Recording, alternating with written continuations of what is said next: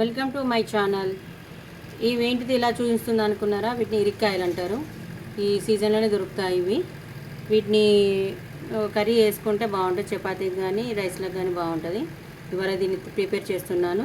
ముందుగా వీటిని కడిగి ఇలా మనం బియ్యం కడిగిన నీళ్ళల్లో వేసి ఉడకబెట్టుకోవాలి. ఉడికిన తర్వాత వీటిలో ఇలా విత్తనం వస్తుంది, దాన్ని తీసి పక్కకు పెట్టుకొని ఇలా బౌల్లో వేసేసుకోవాలన్నీ. దీనికి కావాల్సిన ఇంగ్రీడియంట్స్ కొద్దిగా చింతపండు రసము, దీనికి తగ్గట్టు ఉప్పు, కారం, ఉల్లిగడ్డ, కరివేపాకు. ఇప్పుడు ఒక బౌల్ పెట్టుకొని అందులో కొద్దిగా నూనె, ఆవాలు, జీలకర్ర,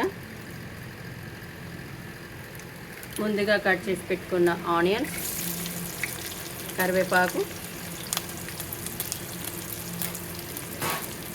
వేసుకొని బాగా కలుపుకోవాలి.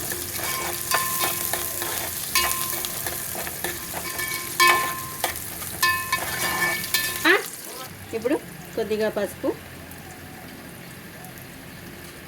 వేసుకొని కలుపుకొని ఇప్పుడు ముందుగా ఇవి తీసి పెట్టాము కదా ఎత్తులు, వాటిని కూడా వేసేసుకొని ఇరికాయల్ని కొంచెం అలా కలుపుకోవాలి. ఇందులో 2 స్పూన్ల కారం, కారానికి సరిపడా ఉప్పు, ఇందులో ముందుగా చూపించండి కొంచెం చింతపండు రసం. చింతపండు రసం ఎందుకు పోసుకుంటామంటే ఇందులో బంక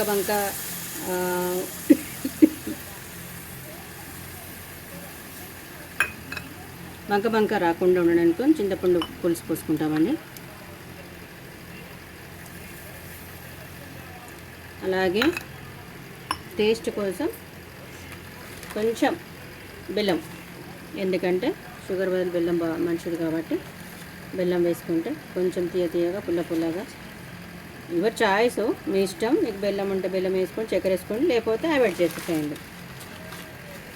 వేసేసుకొని ఒకసారి బాగా కలుపుకొని ఈ పులుపు, కారం అంతా కూడా తీపి ఈ వక్కలకు పట్టుకునేలాగా ఒకసారి కలుపుకొని ఇలా కలుపుకొని ఉంచండి. కొంచెం రసం అంతా ఇంకిపోవాలి. ఇది కొంచెం దగ్గరికి వచ్చాక రసం చూడండి ఎలా దగ్గరికి వచ్చి ఆయిల్ అనేది రిమూవ్ అయింది చూడండి.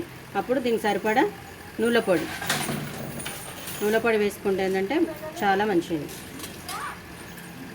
చూడండి ఇలా కలుపుకొని ఒక 2 మినిట్స్ పొయ్యి మీద ఉంచి దించేసి వేడిగా అన్నంలో సర్వ్ చేసుకుంటే బాగుంటుంది. ఈ కర్రీ ఎలా ఉందో మీరు ట్రై చేసి కామెంట్లో పెట్టండి. సబ్స్క్రైబ్ చేసుకోండి. Bye friends.